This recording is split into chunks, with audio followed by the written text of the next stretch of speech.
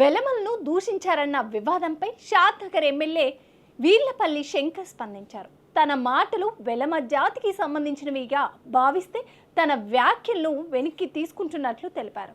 తాను మాటలను కొంతమంది వక్రీకరించారని, సోషల్ మీడియాలో తప్పుడు ప్రచారం చేశారని ఆరోపించారు. ప్రజల ఆదరణతోనే తాను ఎమ్మెల్యేగా ఎన్నికైనట్లు తెలిపారు. కల్వకుంట్ల కుటుంబం గురించి మాట్లాడనే తప్ప వెలమ సమాజంపై తనకు ఎలాంటి తప్పుడు అభిప్రాయం లేదని స్పష్టం చేశారు.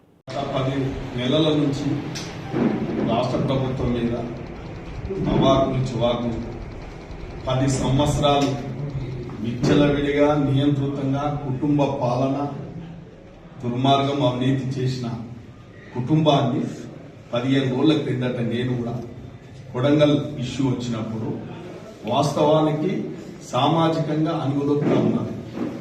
ఆ యొక్క కల్వకుంట్ల కుటుంబం కాబట్టి నేను అన్ని విషయాలు మాట్లాడుకుంటూ ఆ కుటుంబాన్ని వెల్మ కుటుంబాన్ని అనే వర్డ్ వాళ్లకు వర్తించే విధంగా అనుకున్నా కానీ ఇట్లా మన వెల్మోళ్ళందరూ కూడా వాళ్ళని ఉద్దేశించి పర్సనల్ గా వాళ్ళని కించపరిచినట్లు కాదు.